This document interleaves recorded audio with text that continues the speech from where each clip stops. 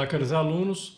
Então, dando sequência a essa introdução à filosofia medieval, hoje vamos falar sobre os padres apologistas. No século II, nós encontramos esses primeiros representantes da filosofia cristã. Eles são apologistas por quê? Porque apologia vem do grego, quer dizer defesa, justificação, elogio. Apologista, então, é aquele que advoga uma causa, explica um assunto, louva alguém. Eles, no caso aqui, eles defendiam o cristianismo.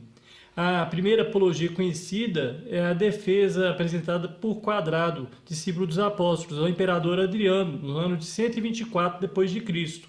Então são esses filósofos, teólogos que vão defender a filosofia cristã. Eles são conhecedores da filosofia grega e se dedicavam a divulgar a fé em Jesus Cristo entre as classes mais cultas, principalmente entre os romanos. Como a gente falou na aula passada, era uma forma deles tentarem se aproximar, dialogar com os romanos. O cristianismo, ele recebia numerosos ataques naquele período. Os cristãos, eles eram perseguidos pelos pagãos, de modo que era necessário então defender a doutrina e o direito de professar a fé cristã. Lembrando aqui, que a palavra pagão ela designa os seguidores de religiões que eram diferentes do cristianismo, ou também aqueles que não acreditassem em nenhuma divindade. Geralmente, pagão se refere aos politeístas dos mais diversos povos, e no caso aqui a gente está falando dos gregos, mas também tem os romanos.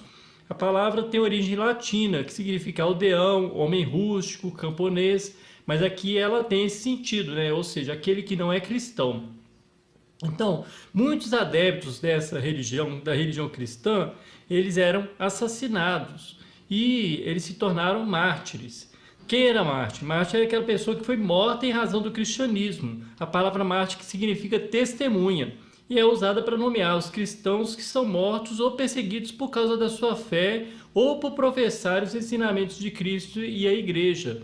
Então, todo mundo que professasse a fé cristã e morresse por causa disso era considerado um mártir. Então, a motivação dos apologistas seria o quê? Explicar o cristianismo às classes mais letradas e obter delas uma tolerância e até mesmo converter essas pessoas como membros da igreja cristã.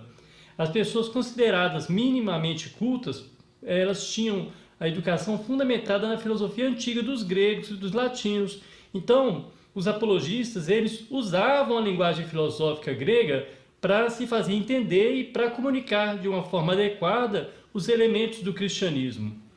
Os principais representantes dos padres apologistas são Aristides, São Justino, Taciano, Atenágoras, São Teófilo de Antioquia, Minúcio Félix, todos ali do século II, e também Tertuliano.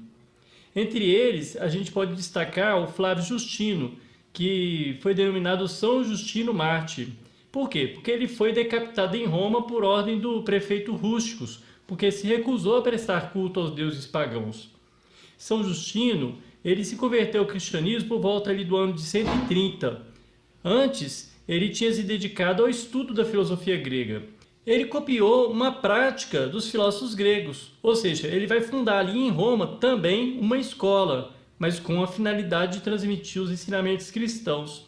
Segundo São Justino, o homem ele pode saber por meio do intelecto que Deus existe, mas esse conhecimento ele é incompleto, a não ser que se tenha fé em Cristo, ou seja, o verbo. O verbo a gente já viu que significa logos, Então significa o seguinte, a pessoa tem que ter o conhecimento, a fé nesse logos encarnado que realiza a plena revelação divina.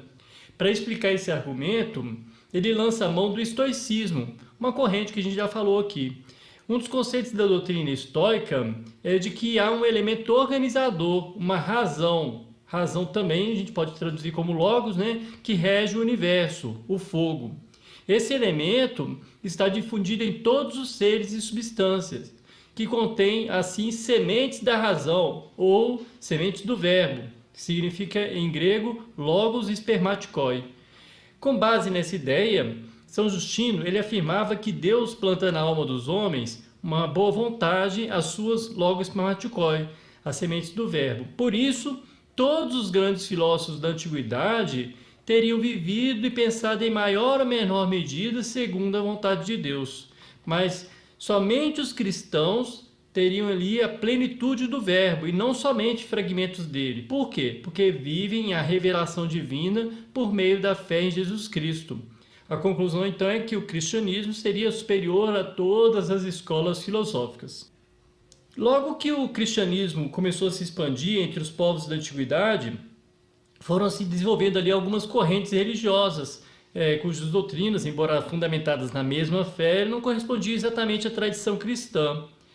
Agrupadas sob a denominação de gnosticismo, essas correntes se caracterizavam por ser uma mistura de elementos do cristianismo com os mitos gregos e orientais, juntamente com temas da filosofia antiga, ou seja, era uma miscigenação ali muito grande. Para os pensadores gnósticos, o maior valor a ser almejado é conhecer os segredos divinos sobre as razões que explicariam a criação de todas as coisas, as suas intenções com relação aos homens e, sobretudo, a verdade absoluta sobre o universo. Esse conhecimento permitiria aos seres humanos viver adequadamente segundo a fé cristã. O nome dessas correntes de pensamento deriva de gnosis, de gnosticismo, de gnosis, porque é uma palavra grega que significa conhecimento. Os gnósticos, eles escreveram uma literatura variada e muito imaginativa, que se perdeu quase na totalidade. Como exemplos, a gente tem ali no Evangelho de Judas a narrativa da vida de Jesus considerada falsa pela igreja e Pistis Sophia, um diálogo imaginário de Jesus, depois de ressuscitado com seus discípulos. Então esses dois livros eles não estão presentes na Bíblia, são tidos como apócrifos. As ideias dos gnósticos foram combatidas pelos padres apologistas, pois a doutrina cristã, como ela foi estabelecida, afirmava que a razão humana seria impotente para captar o verdadeiro sentido e a essência do cristianismo e da vontade de Deus. Ou seja, haveria uma limitação à razão humana, porque Deus é incompreensível à razão humana.